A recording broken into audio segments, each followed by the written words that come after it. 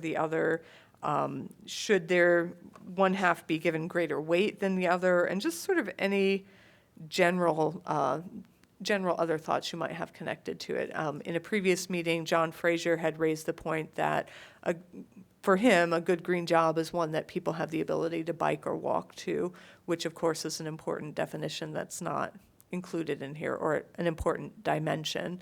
And so we were just curious if there were other such thoughts that we could be bearing in mind as we're having these larger regional conversations. That was a lot of rambling, so I'll pause here in case anyone would like to jump in. Or so that anyone can jump in. Not in case. I'm sure you all have wonderful thoughts.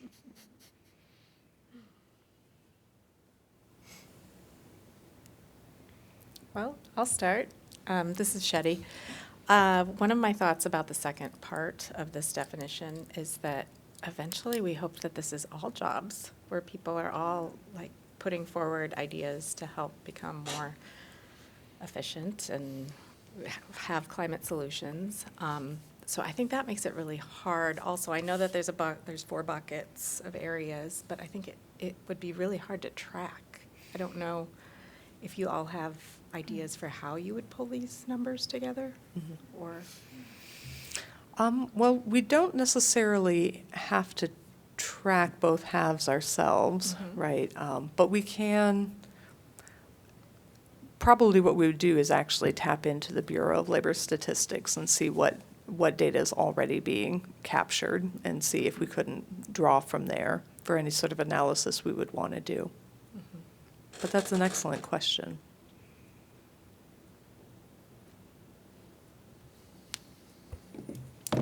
This is Sturvant. My kind of hesitation with the jobs and businesses produce goods, provide services that benefit the environment is some of the farming stuff we've seen is trying to be calling itself sustainable or green. And so my concern is kind of how far out do we expand this to cover things where it's like, clearly some farms are not exactly the most green or sustainable things. So that's my hesitation with it, is kind of how do you lump some things that are clearly, it's meant for, whereas others are like trying to sneak in. I don't know. That's kind of my hold up with the like quote unquote approving, like how it's worded. That's a really interesting and important point. Like, do we allow entities to self-define, or do we just stick with established definitions for consistency's sake? I think that's an important consideration that we can happily bring to the regional discussion. And it's also, I guess, probably worth noting, one of the other things we have to track in the Comprehensive Climate Action Plan that we've also never done before are carbon sinks. And those are defined by the EPA, which sinks they want us to look at. So that may operate as some guardrail, too, to say, if you're going to count this agricultural process as one of the green jobs, then it needs to be conforming to these other requirements, right? You have to be doing something in such a way that functions as a carbon sink or has reduced pesticide use, or we'll have to dig in to see how that's being defined. But good point. I think that's a good thing for us to keep an eye on.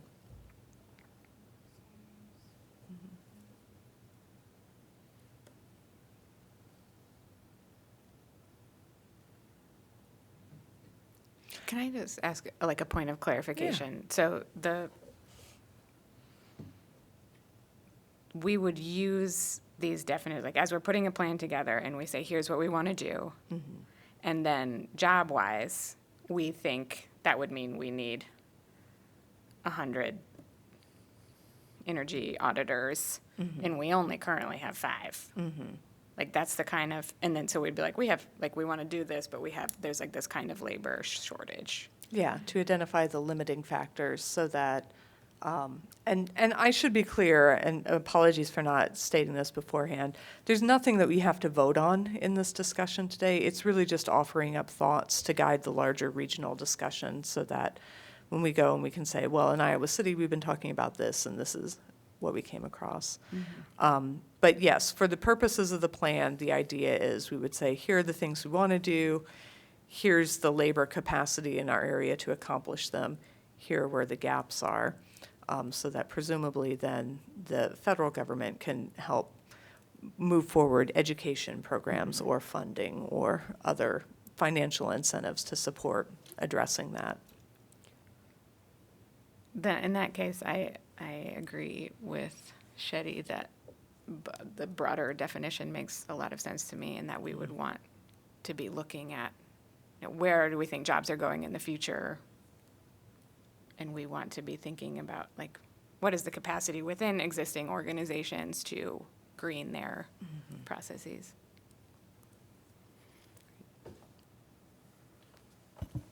This is Harrelson. In the definitions that you kind of sent out, the second portion specifically called out production processes. And I think if you dive in a little more in the link that you sent, that was a whole page that discussed that, the expanded definition included more than just production processes, you could see. But I wonder if the wording might be a little better to say something like operations or something, so that if all you have is the short wording, you realize it's not just production, right? You can also green an office building or whatever that might be. That's an important point. Thank you. Thanks for reading the whole link. We'll see if you read all of the natural areas master plan next. That I did not. You know, this is Gade, I'm kind of thinking, too, and this is from past looking at BLS data. You know, we have a lot of companies that are very large in our county. And, you know, Johnson County, I know specifically, does talk about in our job evaluations about, you know, what we're doing for sustainability. And so I don't know if if you could contact anyone else at businesses and ask, you know, if they track that type of information. Honestly, I really don't know how Johnson County really tracks that after the job evaluations. If it's like input into one large spreadsheet, if it'd be, you know, easy to even ask for and generally. Yeah, that was just kind of my thought as far as like workers specifically. But I would be curious of what data is already available that you could just grab and see if maybe you could make that work well for your definition too, just to make it less work. Because that could be a lot. This is Sturtevant. I'll kind of tag on to that. If somebody's retrained, does that qualify? Say it's a electrical company and they have to retrain 5 people to start installing solar. Does it account for that kind of? I assume it would. I think it comes down to, and I will say my own understanding of how the Bureau of Labor Statistics gathers its data is limited. But my sense is it's based on some form of job description review. And so if it becomes part of someone's job description to do this work, then it counts toward that data point. Okay, so to tag on to what Gage just said, maybe like, hey, if you do reach out to whoever, say, have you had to adjust anything for, you know, to change how you're labeling what people are doing? I will say the BLS data set is very difficult and it's not updated. It doesn't make a lot of sense. So maybe it's better now, but when I pulled it during COVID, it was not great. Yeah. Well, wonderful. Well, any other thoughts? Well, thank you. This is valuable for us, both for the regional effort and also, you know, ourselves as we think about our climate actions here in the city. One of the things we talk about as staff is, you know, everyone in the city having ownership of the climate action plan, which is another way of talking about everyone's job getting a little greener. So, good. Oh, all right. Thank you for those thoughts. Next up, we have, sorry, that's on you, Gabe, not me. New business? Yeah. Well, speaking of someone who has a very green job, Tyler Baird. Would you like to step up to the microphone, Tyler? Yeah, thanks, and thanks for inviting me. And I had to dig back out it's a lot of pages of the Natural Areas Management Plan too, because it was a 2017 plan, and I've referred back to it since then, but I wanted to refresh myself as well. So I didn't read the whole thing word for word again, but I have before. So if any of you did, extra points on that. But I want to talk a little bit about urban forestry as well, just to start off with, and then we'll talk about the natural areas management plan after that, because they kind of go hand in hand.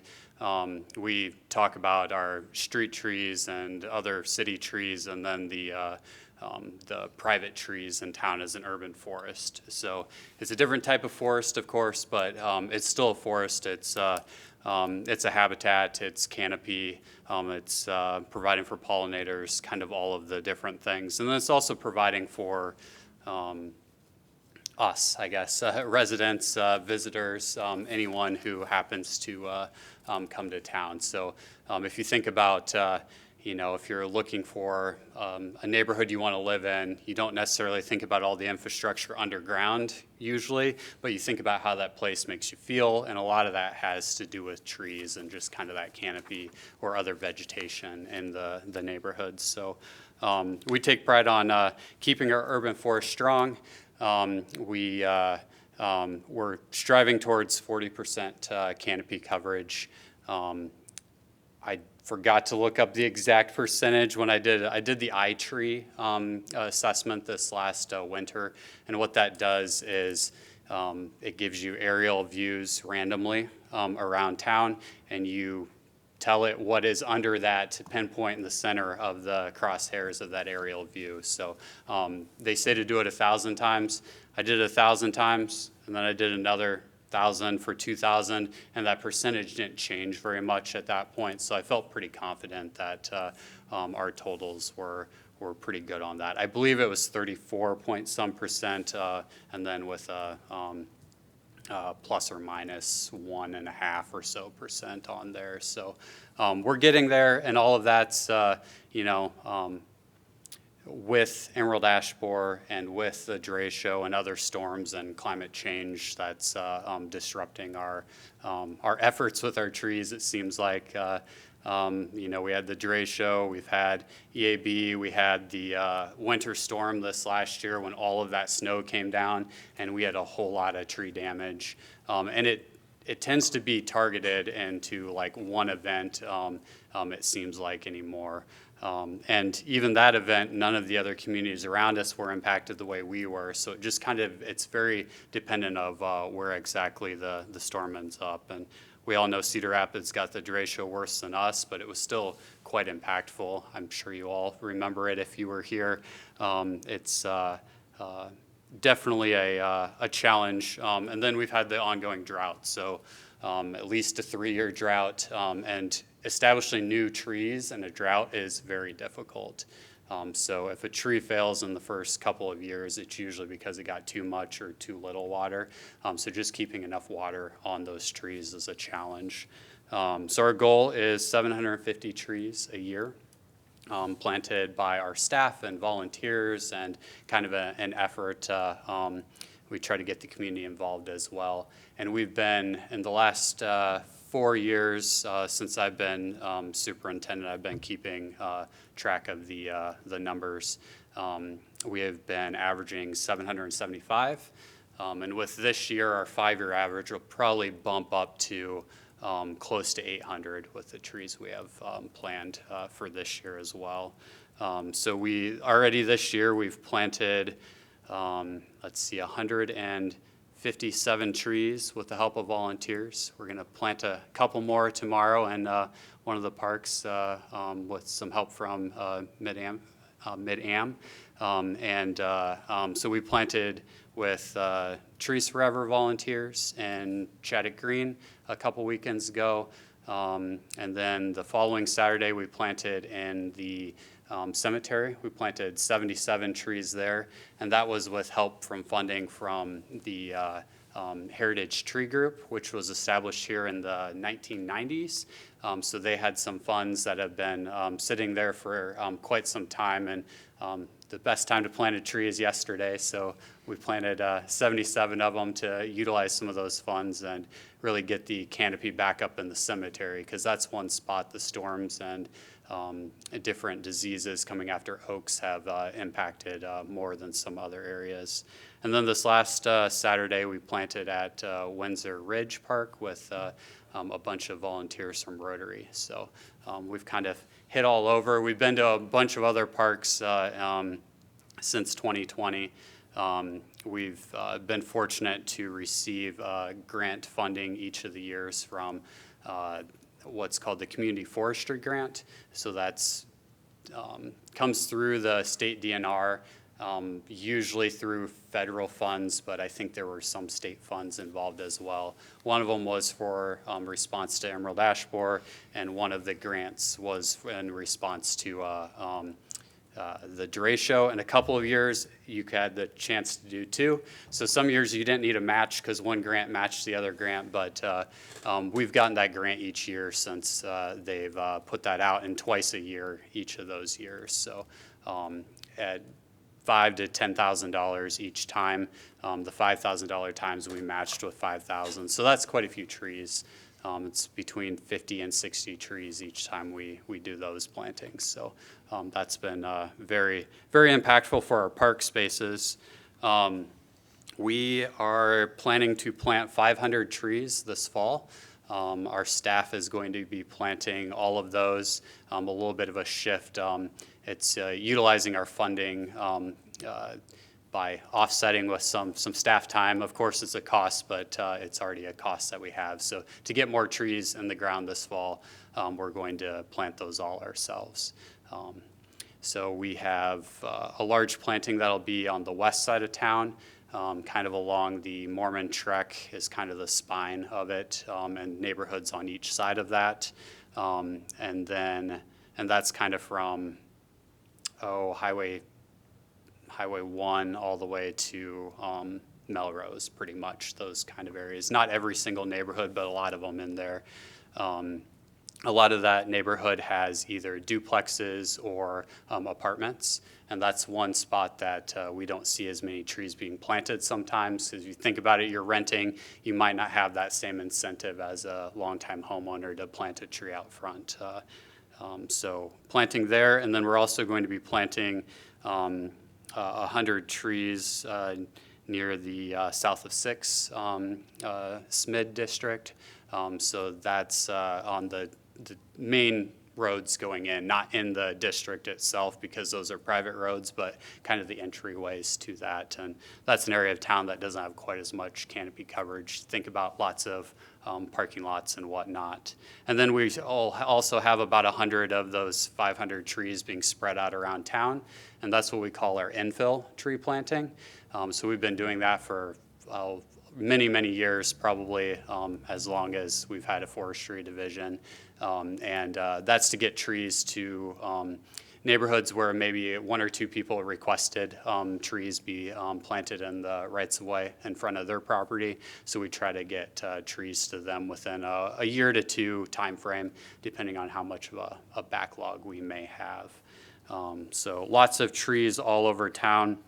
Our main focus for new trees are those areas that first off don't have as much canopy coverage, and then second, right behind that is any neighborhoods that may have lower income residents or residents that may not have as much disposable income to put towards trees in their own yards. And then Sarah's office has helped us out by helping manage the Root for Trees program.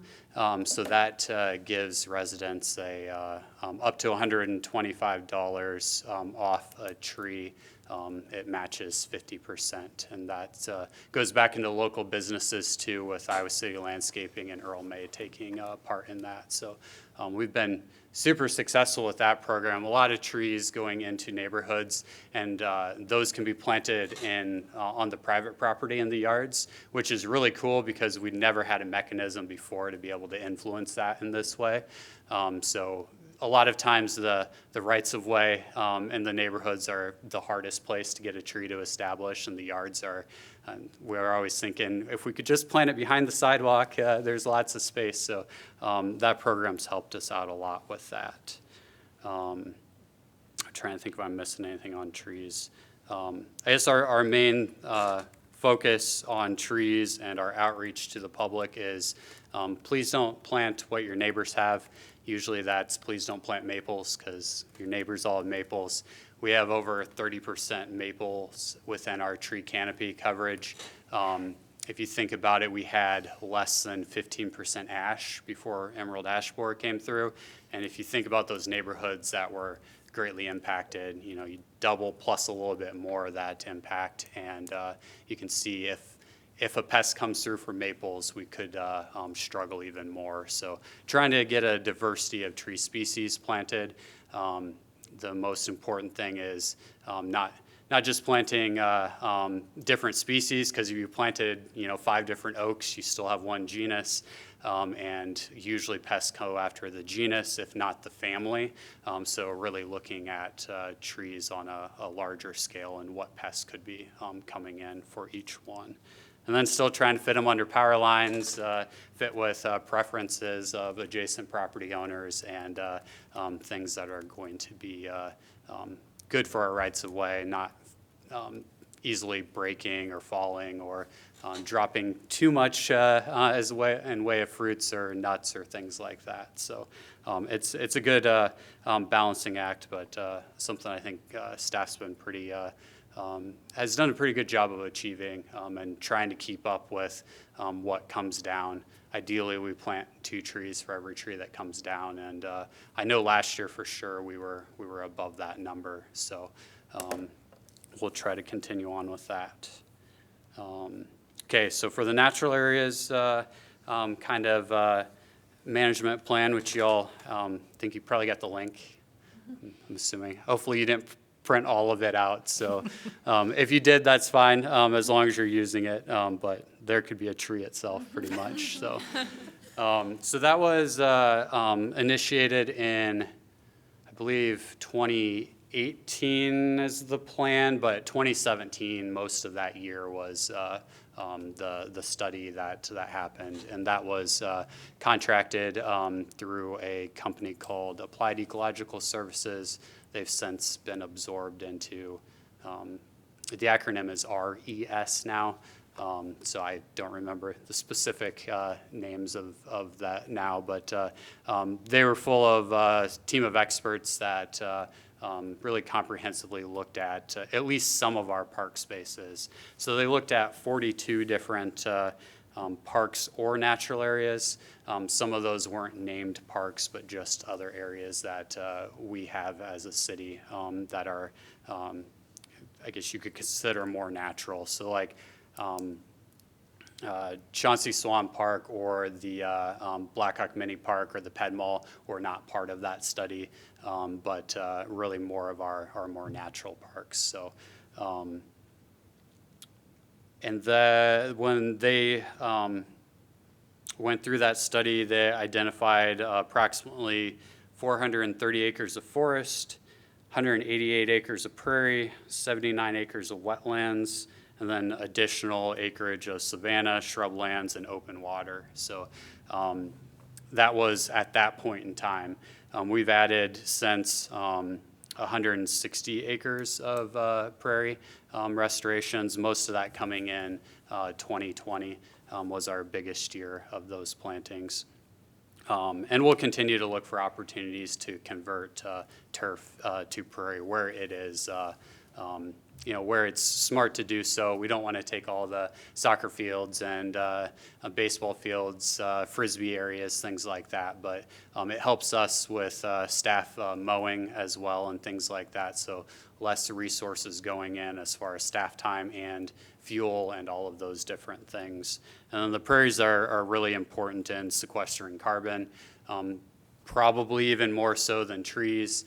There's still being studies done on that kind of difference, but the root mass below ground is so great with prairies. And then if you think about it, when a tree comes down, a lot of that mass is above, and some of that goes back the carbon goes back into the environment at that time, whereas all of those roots below the prairie really stay in that soil and help build the soil. Let's see, so the plan talked about a little bit of, first it kind of started with the landforms that surround us. So Johnson County is kind of a convergence of a few different landforms. So mostly the southern Iowa drift plain is most of town. There's a small piece of cedar, or Iowa cedar lowland, which is kind of down towards Terry Trueblood Recreation Area. And then just north and a little west of town, you have the Iowan surface as well. So it's a pretty important aspect of why we're more diverse here than maybe even some spots in the state, because we've got all these different periods of glaciation and different soils and kind of habitats as well. If you want to look at the plan, I think one of the most important things is to look at the vision statement. So it really talks about the importance of that natural areas play in an urban and suburban setting. So they're not just something that's out in a state park away from town, but they're something that can play into our community as well, for residents having spaces close by with plants and wildlife. It talks about how these spaces can support a diverse economy, foster healthy and active lifestyles, and advance environmental sustainability, and also quality of life. So those are all the things we're trying to benefit as we're maintaining and managing our natural areas. In general, if you go through the plan, there's guiding principles. So there's some overall principles, there's vegetation principles, wildlife, soil and hydrology, and then human use. So there's quite a bit packed in there, and there's quite a bit of pieces to each of those. And at the end, if you have any questions on any of those specifics you came up as you looked at it, or things I can cover those more in detail, but I won't break those all out at this point. The plan talks about some of the target invasive species. So these are all things that we're seeing more and more of with a changing climate and plants being brought into the area, whether it's through the horticultural trade or just by wind or animals or whatever it may be. We're seeing more and more invasive species that are typically non-native invasive species that we're trying to control for. And the reason why these invasive species are a challenge is they tend to not have as many competitors or different birds, insects, wildlife that feed on them. So they get a head start on our native species, which are providing those ecosystem services. So that's also one of the reasons why some of them became popular in the horticultural industry, because they didn't show pest and disease, and the leaves weren't eaten, they didn't have spots on them, all those things that for a while society was really focused on, and hopefully we're moving a little bit away from. So I'll name off the ones we're targeting right now. It's not the whole list that was in the plan that we really target on an active basis, because it is quite a long list, but the ones that are most prevalent and ones we target the most would be honeysuckle, all your bush honeysuckles, the non-native honeysuckles. Reed canary grass, that's a really hard one to deal with in your kind of wetland type areas. Smooth brome, any of the prairie grassland spaces. If you think anything that was pasture at some point, probably has a smooth brome kind of matrix or component to it. And that's also a challenge because it greens up fast and competes with our warmer season native grasses and forbs. Wild parsnip, you've probably all heard of that. It's phytotoxic, so that's one of the reasons why we go after that. If you get the sap on your skin, it can cause burns and whatnot. So you'll see it in almost every DOT right-of-way everywhere, but when it's close to a spot that's real active, we try to control it. We're never going to get it completely under control, but we try to make it safer. Sweet clover is a big one that can kind of take over. We all know Canada thistle. Garlic mustard, maybe great for your salad, but please pick a lot of it. Buckthorn, not as bad here as like the Chicagoland area or getting up into Minnesota, but it still can be an issue. Knotweed's a pretty bad, newer one that's come in. It can even pop up through asphalt. It's pretty resilient and really hard to get under control. Same with Oriental bittersweet. It can wrap around our trees and kind of choke those out. Japanese hops, I've seen it even likes to grow on knotweed, so you get the combination of them. Those are a challenge. Kind of an old one that's been around forever, multiflora rose. Farmers have been controlling for that for years in their pastures and woodlands. Also a little bit newer one, and one that you can still buy and plant in your yard, which I encourage everyone not to, is barberry. It's been outlawed for sale horticulturally in some states, but you can still buy it in Iowa. So it is invading our woodlands, and it's becoming a big issue. Ticks really like it too, so it kind of is bad in multiple ways. Teasel.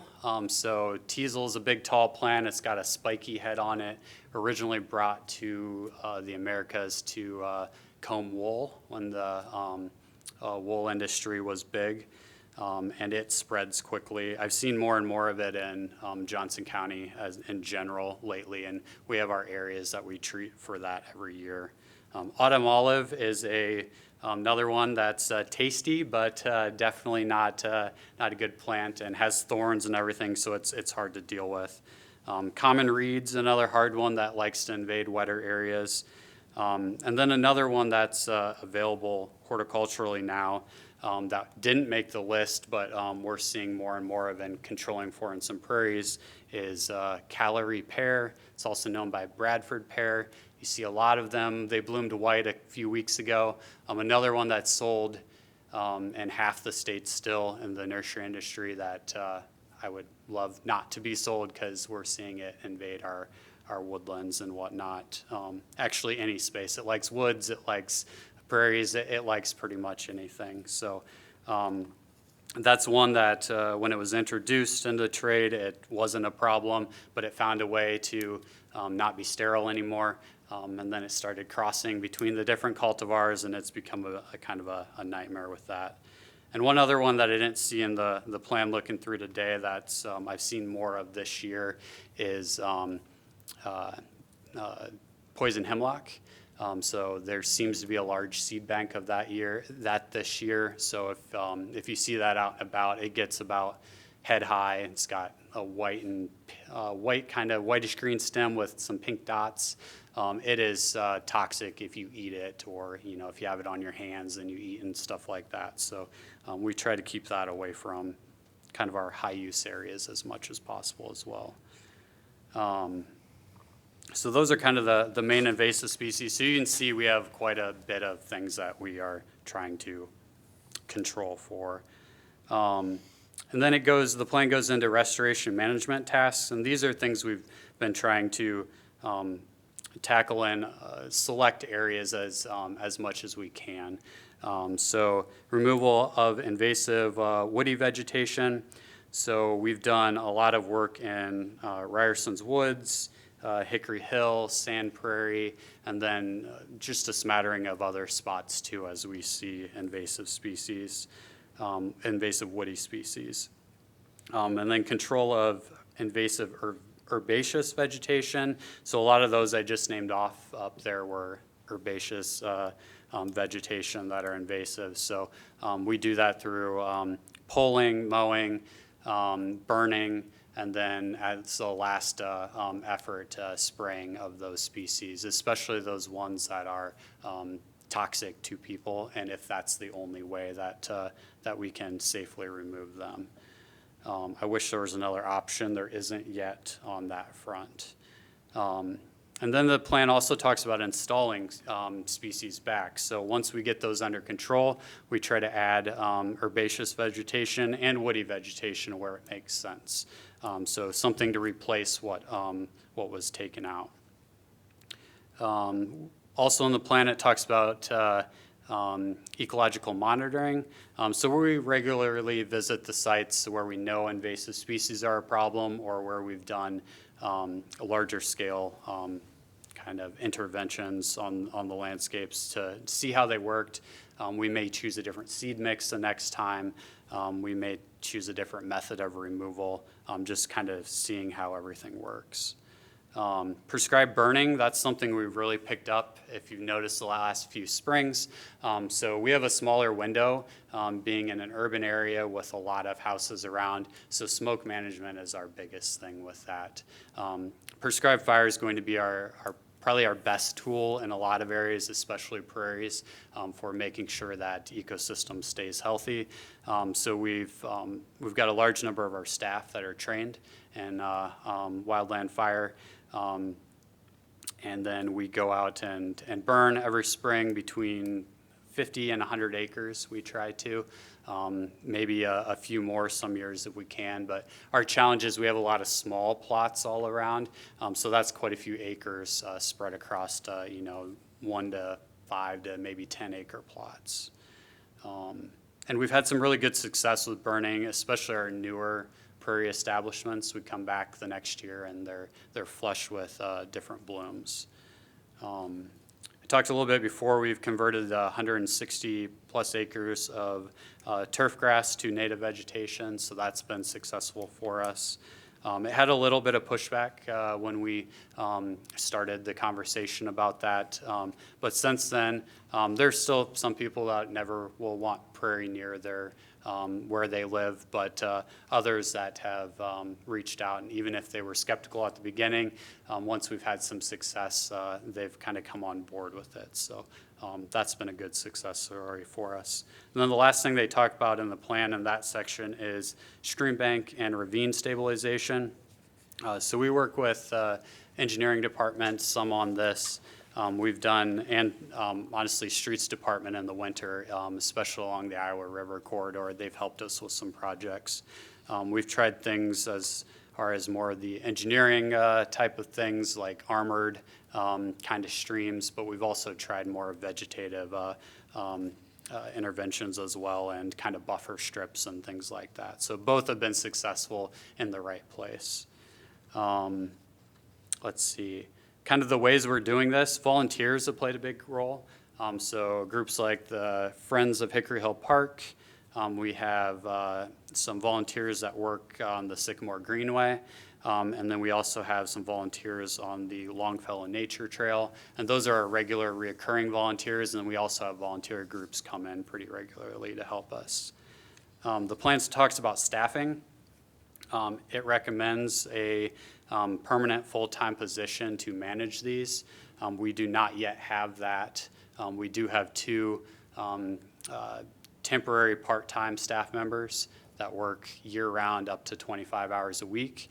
And then we backfill some of that need for permanent staff with one or two of our horticultural staff, depending on what time of year it is. So we're kind of shifting some focus from one area to try to cover the other until we can hopefully get the funding to get another staff member to oversee some of these areas. Because if you think about that many acres, that's quite a bit of acres. And of course, we have our general park staff that does some of the work as well, but we have so many other areas, whether it's playgrounds or restrooms or shelters or our mowed turf or athletic facilities, that staff is usually busy with those areas.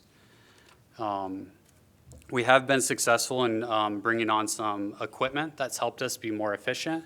We have a forestry mulcher for the skid steer. We've got some good prescribed fire gear. We've got a hydro seeder, which is that thing that shoots out that green pulp stuff that you see around, and you can mix seed in with that. And we also, this last year, got a native seed drill, so we can do more of the prairie seeding on our own. Then I'll just touch on this last area.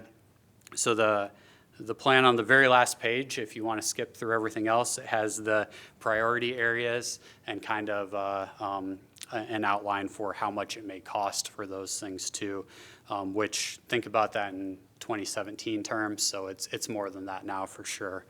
But the priority areas listed are Ryerson's Woods, and what we've done there is a REAP grant, Resource Enhancement and Protection Grant through the state DNR.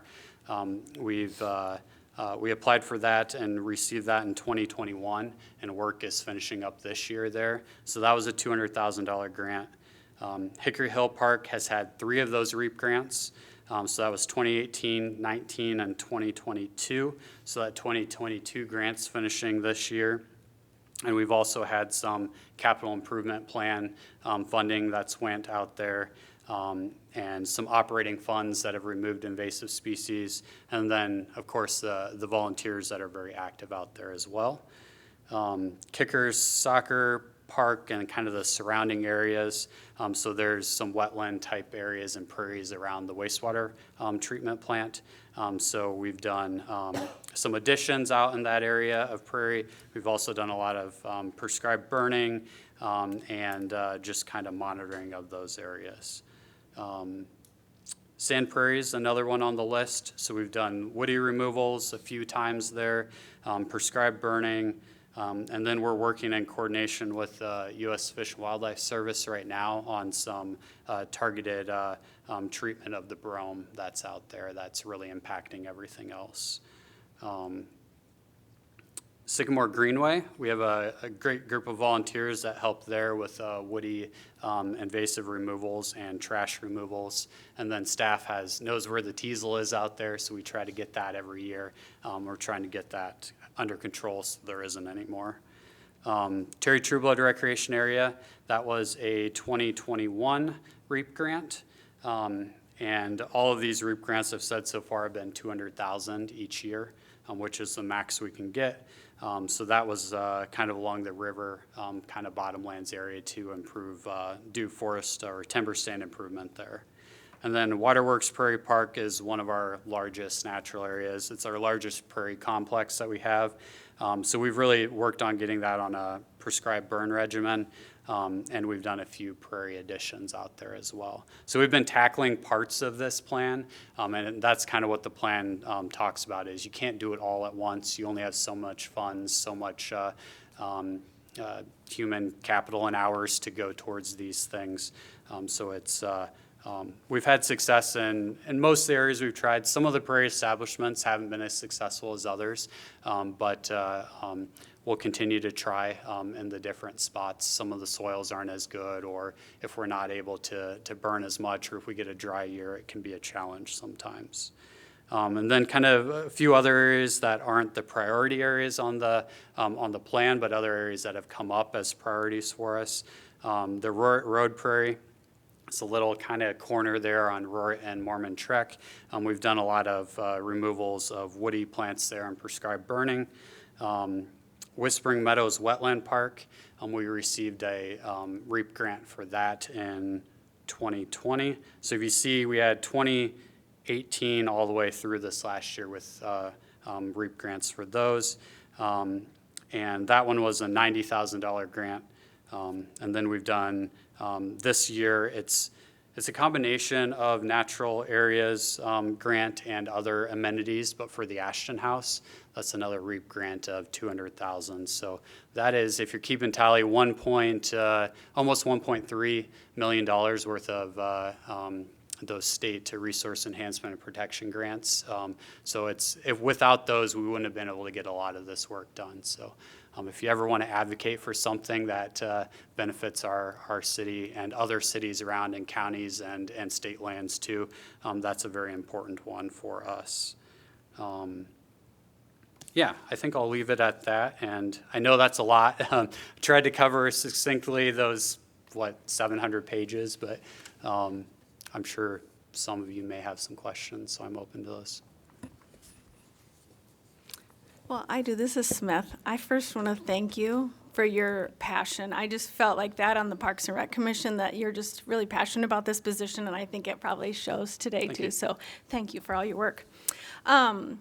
Okay, so as an Iowa City homeowner, and I remember when we served on the Parks and Rec Commission together, you were talking about, well, we do as a city pretty good with trees, but we need homeowners to kind of fill in with the root for trees, so that's been really helpful. But as a homeowner, like I see homeowners have these really great prairie landscape lawns, and I've always thought, oh, I would love to do that too to my lawn. And is there a way like to highlight the people who are doing a really great job with some prairie landscaping, and is there a way to like educate those of us who don't have green thumbs on things that we could be doing to then like as homeowners things that we could be doing more? Yeah, no, that's a great question.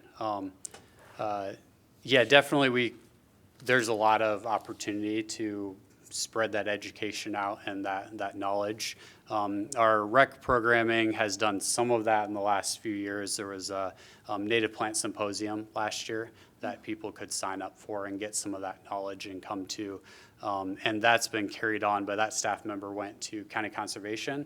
And I think that was the first part of their series was yesterday, I think, that she's carried on with the county there. So there's definitely opportunities around. Burr Oak Land Trust has some education opportunities sometimes as well. Also, Backyard Abundance does some education too. But really what I think is the most powerful way is for neighbors to share with neighbors. Once you see an area in one part of, a yard in one part of town, you may see other neighbors doing the same. So I think that that knowledge that can be shared, because you're probably going to have multiple questions throughout the year and things that it's harder for us to be able to give targeted advice on, like to a broader group. So as much as neighbors can help neighbors, I think we're going to be the most successful on that. I've noticed as we planted more natives around, around City Hall, around downtown, I've seen some of those popping up in other yards. I've seen the nurseries carrying more of those because people go in and ask about them. So I think the more each of us do, the more it's going to spread. So it's a good question, though. It is a challenge, and it'll take some time. But I think we're getting some momentum at least. Yeah, thanks. Hi, this is Ina Lynch. I want to say I love that you have such a clear, measurable goal of 40% canopy coverage, and then like where you're at in that goal. It's really cool and really, really impressive to hear. I have a couple questions. One, I'm just curious, how do you use this plan, especially like as the city is growing and there's different development pressures? How does this plan get used to prioritize, when we keep an area preserved, or when does a road take precedence and it comes through anyway? Yeah, good question. So all of the areas that were in the plan that I can think of should be safe from that development kind of pressure, because they're already in our park system, or at least our city land. Maybe a very small percentage could be impacted in that way, but the biggest challenge with impacts from kind of development would be adjacent development. So if it's land that's not currently owned, we do keep an eye out for, if there's potential additions to our park system that would make sense. That's one thing you can use the REAP grant funds for, as well as for addition of property. We haven't had a good candidate for that for a while. I know the city of Coralville has done that more as they've grown, because they've had some areas on their edges that they've been able to do that with. Most of the areas Iowa City's been expanding are onto areas that were farm fields already. So we haven't had as much of a chance to expand the system in that way. But as new developments go in, we, for instance, the development of the assisted living facility by Hickory Hill Park, we were able to, and with the help of the public, we were always going to get a nice chunk of woodland there, but we got even more with public interest in that. So we're going to be adding 40 acres to Hickory Hill Park once that assisted living facility is complete. Then we'll get ownership of the rest of that chunk there. So I think in some of those ways, as we see opportunities to work with developers and the public to protect different areas is good. And the plan really talks about connectivity in it and larger parcels being good. So our focus has been on, you know, if a developer wants to give us a small sliver of land that, you know, has just a bunch of turf grass, it's not going to be as enticing as, you know, a chunk that's next to an established park, especially if it's a natural area that's going to add on to that park. So we kind of think of it in that way. And we also use the kind of that last part I went through of the priority parks in deciding what grants or where to apply for those grants for which kind of properties. So that's why almost all of those top 5 on the last page of that plan we've received a REAP grant for and have kind of prioritized those. Good question. Awesome. Thank you. Yeah. My second question is, you said that the plan calls for 2 full-time staff, but that there's only temporary part-time staff, and I'm wondering what's blocking that from being fully resourced, and is there any way that we can Yeah, no, help good question. advocate for that? Yeah, good question. And it's 1 full-time staff. I'll Oh, sorry, clarify one that it full-time. advocates for. It doesn't speak about the temporary staff in that either, so we have got a little ways toward that. But I think as our park system grows, we're only going to need more, obviously. And it's just, it's a whole citywide picture of budget. So I know with the pressures from the budget right now with different policies that are in place kind of beyond the city, it can be a challenge to add new staff when, you know, you don't want to add someone new and then not have the funds to cover them as well.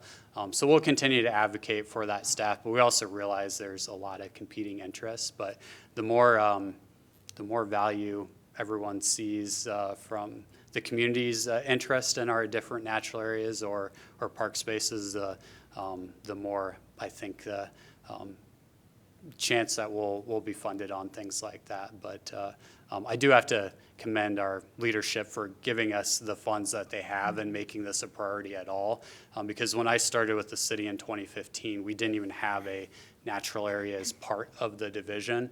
So we've built quite a ways from there. And I think that next step will hopefully be a staff member to help us manage that, definitely.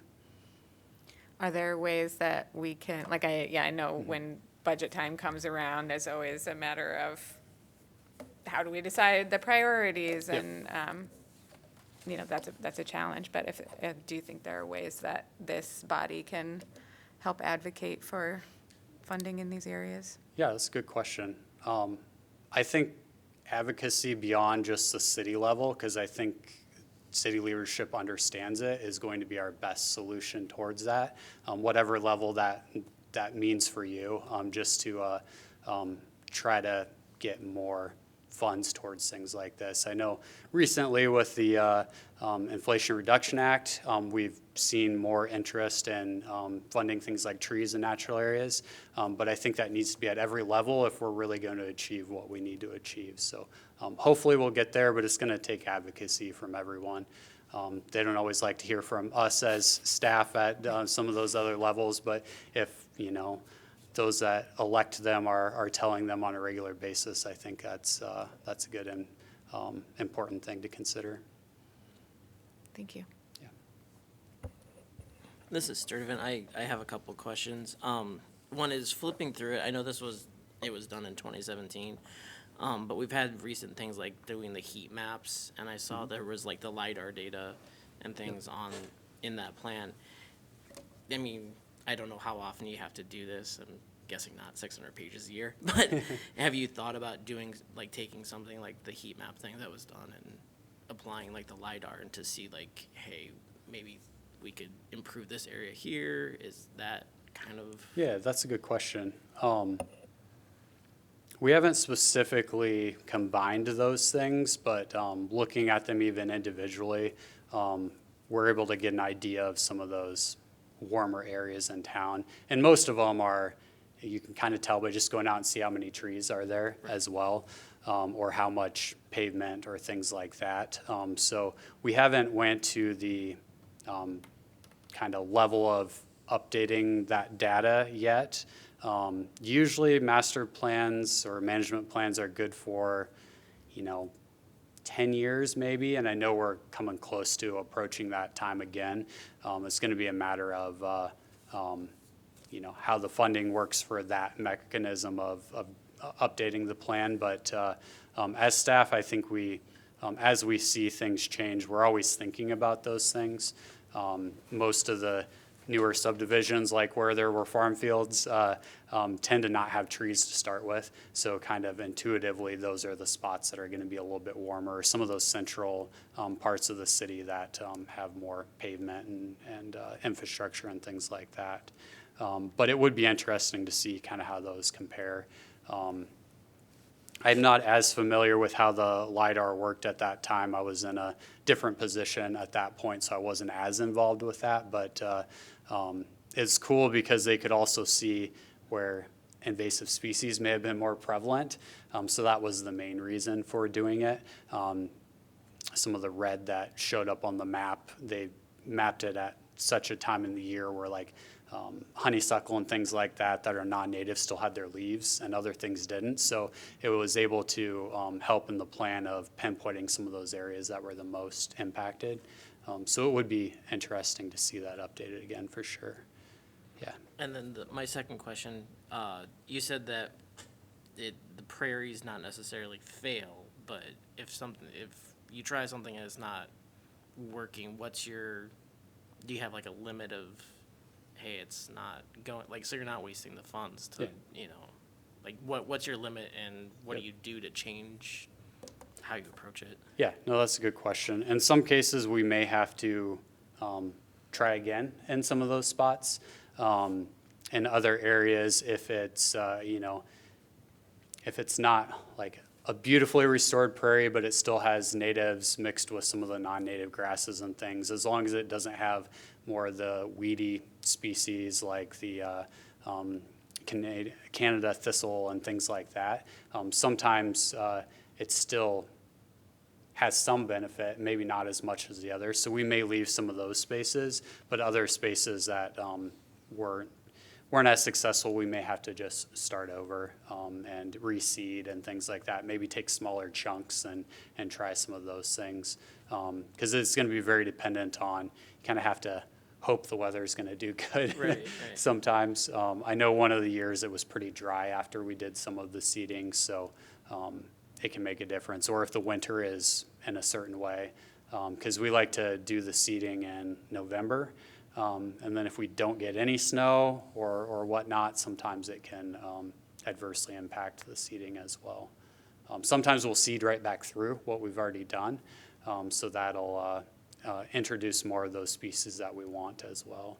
And then sometimes it just takes 1 or 2 burns to start getting everything looking better too. So, good question. Great, thank you. This is Gade. You mentioned ticks, and I should know this, but is there a way you kind of track, in this particular area, you've been seeing a lot of ticks, or obviously with more of the vector-borne illnesses or people getting Lyme disease? Is there a way that you track that, or? I'm sure there's something out there. There's probably a metric within public health of some sort, but I'm not exactly sure who houses that data. Everyone always asks what they can do to keep them out of their yard. There's not a lot you can do, especially in a year like this where we didn't have we got a deep freeze, but there was snow on top of everything by about 1.5 feet. And then it was warm the rest of the winter, so everything was nice and cozy underneath of that snow. So not as many died off this winter. But things you can do if you have a mulched edge around your yard, or at least around your house and things like that, you can keep them from trying to crawl across, because it's not as enticing if you don't have that vegetation they want to be on. But the biggest thing is just going to be if you go out and recreate in an area, and a woodland or a prairie or a natural area, you should probably just check. Even if you're out playing soccer, you might want to check just to be sure. And that's probably going to be your best option to not be impacted by some of those diseases from them. Yeah. Sure. Good So question. I actually know a little bit about this just because of the school district. So there is a drop cloth test. So if you can imagine like a broom with a white sheet on it, and you walk along your vegetation, your not necessarily the woods, but the shorter vegetation on the edge of the woods. And then what we do is we actually collect those on tape and send them up to Iowa State, and they actually test it for Lyme disease. Oh, great. So we go through periods within the district, well, for whatever reason, we just have an abundance at a school. And we test this once, twice a year. And then we'll go in and we'll actually mow back the vegetation to get away from the students and stuff like that. So there are action thresholds that we use, and I couldn't tell you offhand where I got those action thresholds, but they are there. And then I don't know if it's because we're a school district, but I don't believe we test or pay for that test for Lyme disease either. I think we can just send that up there. Great. But it might be different for residential, so. Yeah. Good to know. You learn something new every day. This is Murray. I really like the idea of residents sort of helping to reforest the towns and such. I just had a question. If you have a right-of-way without a tree in it, what is the process? Are people allowed to buy a tree and just put it in and take care of it? Or do they need to okay the type of tree with you guys first? Yeah, or- that's a great question. Yeah, there's a couple of different things you can do. You can either call myself or our forestry staff. So Raylan Sheepers is usually the one that you get for that. She'll look at the place you want it, see if it is a space that we can even put a tree first off. Sometimes there's, if you're too close to the corner where you want to put it for sight lines, if you have anything less than 6 foot width in that right of way, it's not real conducive to trees because you've got vehicles on the road, you've got people on the sidewalk, you have to have clearance, and then you also have the challenge of roots, and then you've got all the utilities underground. So it's a challenge. We have very rare instances made 5 foot work, but 6 foot is what we require for that. And then we can get you on a list, and sometimes that list isn't planting that year, and depends on what time of year you call too. It could be even, if you call in the spring, maybe it's the fall, or maybe the following year that we were able to get a tree in that location. Otherwise, you can plant one yourself if you fill out a right-of-way tree planting permit, and you can find that on the city's website. And you have to get your yard utility located. And then you draw up a little map for us, say what species you want, and then show us where the utilities are. We'll look at that. We'll usually look in person on site too and see kind of if there's overhead power lines, if there's underground utilities, if there's sidewalk too close, any of those things, and then look at what species they want to plant, make sure that's appropriate. Sometimes it's just as easy as getting someone to choose a different species. So we wouldn't want a shade tree under a power line, but an ornamental tree would be great in most instances. So we look at that, and then that homeowner can purchase that tree and plant it themselves once that's all approved. And a lot of people have combined it with the Root for Trees kind of application as well. So I'd say most of our Root for Trees go into the yard spaces, but some of them go into the rights of way as well, so. With those grants, is there an income requirement, or is it any resident of Iowa City Do you can wanna- apply? Are you asking about Root for Trees? Yeah. Yeah. Any Iowa City resident can apply for the 50% voucher. It's limited to 1 per household per year, so you can apply multiple years. And for income qualified households, which are households that are at or below 80% of the area median income, they can apply for a voucher to cover 90% of the cost. That's great. Thank you. Yeah. And most trees are going to be, if you have 125, you can apply towards it. That would be a $250 tree. So most trees are in that range, 200 to 300 for a tree that's, sizable enough to go in, but not too big that it's going to be too big and have too much planting shock. So it's been a pretty good program to get pretty much half off a lot of those trees. Yeah, that's amazing. Yeah. Thanks. This is Smith. Sorry, I had a couple other questions. Dr. Roop was in town for Earth Day, and she wrote a climate action handbook, and I read it. I thought it was fabulous. But one of the things she highlighted was in Portland, they have a residential rooftop program for prairies, and I didn't know if you had heard of that. I mean, that's not something I really see in our community, and if you thought there were any benefits or challenges to something like that. Yeah, I think green roofs generally are a positive thing. You've got more pervious kind of area around town. Of course, some of that drains through and goes off, but it's a challenge. You have to have the right building designed to the right way, so it's hard to retrofit on a lot of things, but it is something that can be done. I'm trying to think. I know there's at least one in town, but I can't remember where they all are right now. But it's something that, especially in architecture and landscape architecture, is becoming more and more popular. It's not a solve everything solution, but it's something that it even has energy saving benefits from that extra insulation. So you don't get the same beating heat of the sun in the summer, or loss of heat in the winter. So it's something that can be good. It is hard to find plants that work well and to make it successful, though. But Chicago Botanic Garden has a nice actual prairie one. That's a pretty good educational tool there. If you're ever in that area, they've had the display on it and everything. Yeah. Then another follow-up question was, how electrified is your fleet of equipment? Are you comfortable with? Yeah, good question. We do not have as much electrification yet. Some of that comes down to being able to charge that equipment, and kind of our Parks and Forestry facility. Our newest one was built in 2000, 2001. Our oldest one was built, I don't know, in the 40s or something like that. So having that capacity to charge is going to be a challenge. But for our smaller equipment, we're starting to move that way. Chainsaws, as we can, at least the smaller pruning chainsaws. They're a lot quieter as well.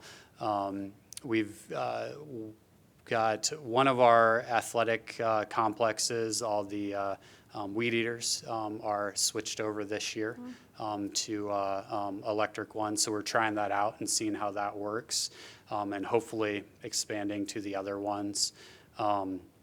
We have the truck I drive around it's a hybrid Maverick. It's not a plug-in hybrid, but it's as far as trucks go and having a truck bed, we're averaging 38 or so miles per gallon, which is a whole lot better than, less than 20. So we're trying to do things that we can. When we get to that larger equipment, I think it's still going to take some time. So our big forestry trucks, our backhoes, things like the chippers that we use, it just needs so much power and takes so much energy that I don't know if the technology is quite there yet for all of it, but I'm hopeful for the near future, and I know Sarah's office has been doing some studies on what that means for our facilities for the future. So it's something the city's thinking about for sure. And yeah, I'll just add that actually we're going to be getting a presentation at our next meeting from the consultant who's been working on that fleet electrification plan for us. And we actually added to the plan to include the Parks and Forestry equipment, so they'll be able to answer the question about where the low-hanging fruit is there and why an electric backhoe might not be in our immediate future.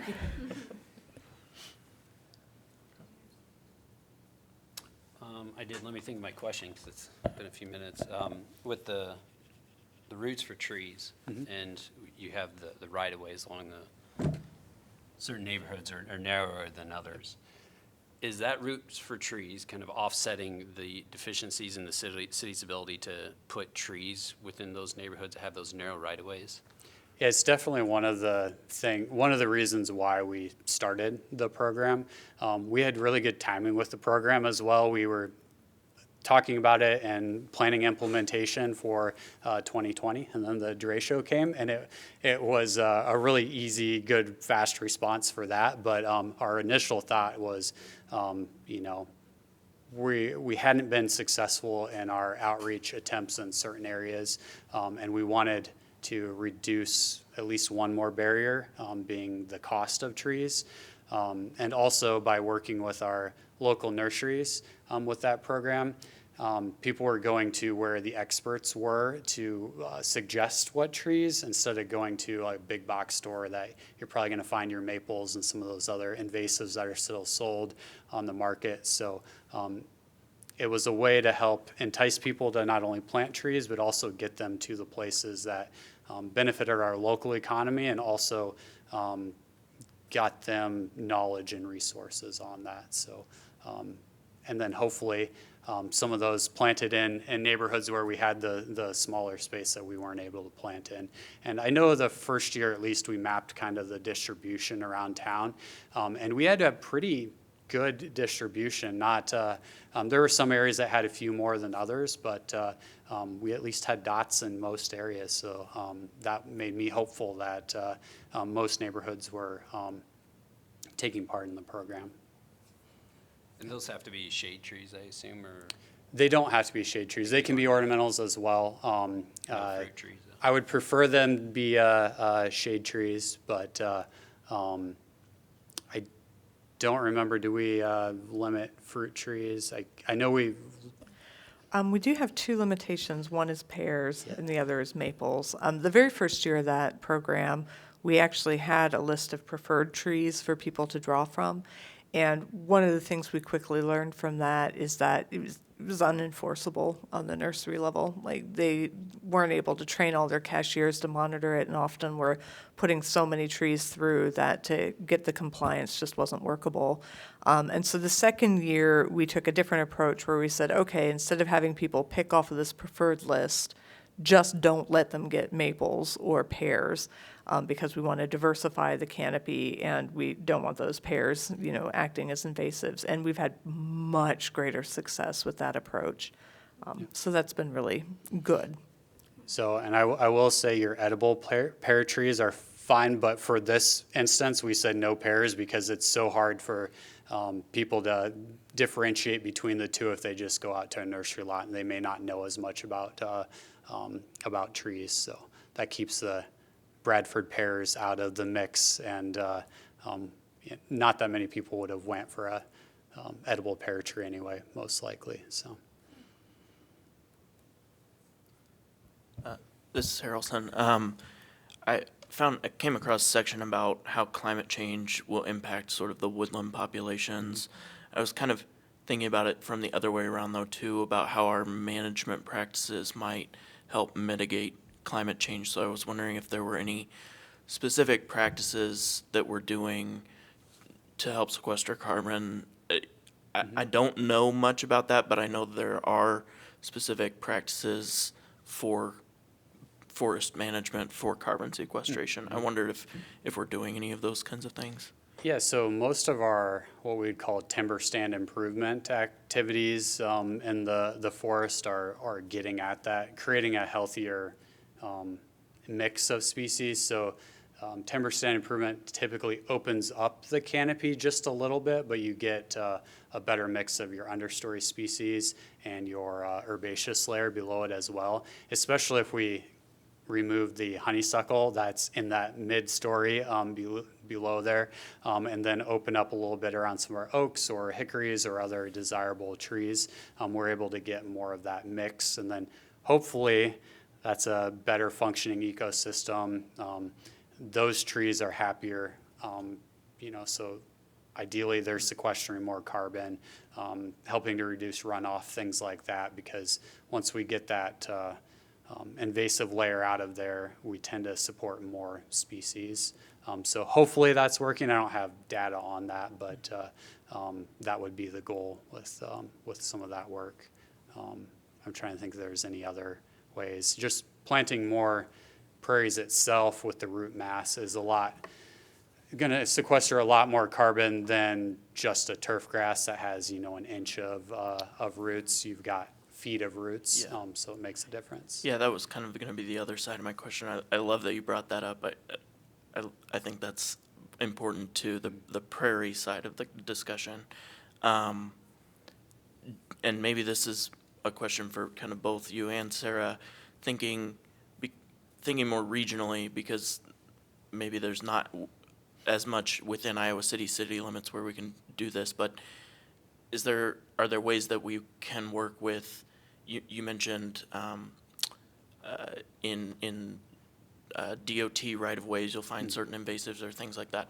Are there ways that we can work with DOT or other organizations? I think of the big interchange at I-80 and 380, and there's all this space there, and then they just put down regular grass seed, Yep. I don't know if there's something that can be done there, if that can be incorporated in our sort of regional plan to use these spaces that are just, I don't know, not throwaway space, but it's there and it's just grass, Some of that has been done, hasn't always been successful, but other areas it's been done fairly successfully. So the county has a roadside vegetation management staff that do some of that, and they do a lot of the rural kind of county highways and even some gravel type areas. So when they seed back after doing a project, they like to use natives where they can. And the state DOT has done some in some areas as well. They have usually the higher speed corridors, so they're balancing the safety with the height of the species and things like that, and how much management they're able to do. So it's hard to burn next to a interstate, because we know that from trying to burn at Waterworks Prairie Park. With that smoke danger, so you're limited on your kind of management of those spaces then. So that can be a challenge. And even on the county roads and such, homeowners don't always understand the value, so they have to do a lot of outreach. Or if someone new moves in, they may mow that ditch then. That was a beautiful prairie that they got established. So I know there's, sometimes it's more, you see more out there than other times, but they've made a pretty good, at least in Johnson County and some of the other counties with roadside vegetation managers, they've made pretty strong efforts to that. Yeah. Yeah, great. And I can say the other thing that we think about on the regional level, and we've run into this a little with Root for Trees, is just building up the nursery capacity overall. Mm-hmm. One of the pinch points we've run into, especially after the derecho, is, when people go to a nursery to purchase a plant or a tree to plant, that's a seed that was planted 10 years ago, right? And so trying to build up that stock to meet the more immediate needs is something we've identified as a challenge across the state, actually. So as we've been moving through the CPRG regional planning process, we've been in conversation with Des Moines metro area, which is the other area that's doing a regional plan, to talk about putting in tree goals, and not just like we want to plant so many trees, but thinking about it from that jobs perspective, right? How do we build up the industry to be supplying the trees we need to meet those canopy goals? Yeah, they can always sell maples right now. So once people stop asking for maples and some of the other things, we'll see them planting more, but there is that lag time, probably at least 5-year lag time for most species. And maples grow fast as well, so they're a easy money crop for the nursery industry, so there's not as much incentive to change quickly as there would be otherwise. Yeah. Well, we are at 5 o'clock. This is, thank you so much for all the wonderful information. And I guess you all asked so many great questions. You're off the spot now. You don't have to do the activity that was in the agenda. But I will say, just so you're aware of it, this is an engagement activity that we've been using in the office in the last several months. where we give people cards of different kinds of climate actions they can take. So you see this is high-efficiency heat pumps, reduced plastics, and we ask them to put them in order from high impact to low impact. And they correspond, then we have them stand and mark distances from a cornhole board, and we have them open them up to reveal what the impact is in terms of greenhouse gas reductions. And as long as they're in descending order, they can get closer and closer to the cornhole board. But when you get a higher one, that's where you have to stop, and that's where you throw the beanbag from. So we started using this with staff. We've moved into using it with the public. And Tyler and his staff were so wonderful. After we did the first demonstration, he came up to us and said, "We would love to build you a cornhole set of your own to have." And that's what he brought along. So you're seeing it the first time as we're seeing it. This will be what we'll be using in our public engagement efforts going forward. And the coolest thing about it is not just that it's this amazing gift from the forestry staff to us, but all the wood from it is reclaimed urban lumber. So those are trees that were removed or damaged and reclaimed and, turned into boards, which now have been turned into a game of cornhole that will help us save the world. So. And if you want to try on the way out, there's some bags here. So I don't know if anyone's actually tested it out, so feel free to toss a couple on your way. And it's got the species labeled with where they are on the board. So one of our parks and maintenance workers, Jarrett Mead, made this during some cold winter days and rainy days and between other projects. And I think it's a good way to show off what you can do with urban lumber and putting our wood to a greater use than just waste. So, yeah. And I think it speaks to the spirit of collaboration, I think, that has been so helpful in moving our climate goals forward. So thanks so much for that gift, Thanks. Tyler. Yeah. Thank you all. Thanks for coming, Tyler. Thank you. Should we recap? Yeah, so our next meeting is going to be Monday, June 3rd, here at Emma Harvett Hall. As I mentioned, we're hoping that representatives from ICF will be joining us. They're going to join us virtually to give a high-level report on the fleet electrification study that will have been completed at that point. And then I didn't hear any actionable items coming up, but we will relay your thoughts on the green jobs discussion and include that into our discussion at the regional level for climate action planning purposes. Can I add something? I Yeah. know my notes from last meeting said that I had homework to think about the frequency of reporting and how we would use the reports on the vision metrics that we've come up with. And I did do my homework. I did think about it. And I'm just wondering if we can follow up on that at the next meeting. Yeah, we'll add frequency of reporting and the other And- items from the previous meeting to revisit. Yeah. Yeah. And just so you're aware, part of the reason we put a little pin in that discussion is the city, it's a bit of a long story, but we were selected as a partner city through a Bloomberg Harvard initiative that has been working with the mayor and the city manager's office throughout the year, and has now pivoted toward the idea of building up sort of more data-driven processes. Or the city already does employ quite a lot of data. I hope that's been apparent in these conversations. But just looking at how do we maybe streamline those efforts or create a bit more cohesion from department to department, right? So that we're all using similar standards and procedures and processes for that. And in the course of that conversation, we were asked if we could maybe wait just a little bit and see what comes out of that conversation, since that will inform, obviously, our approach to metrics as well. So we can certainly revisit it. I just wanted to let you know it hasn't fallen off the radar. We've been sort of waiting to hear more from that process.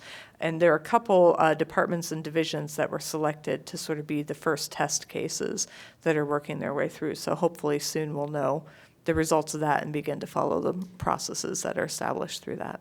So, good, thank you. We good? Do I have a motion to adjourn? Motion to adjourn, Grim. Anybody second?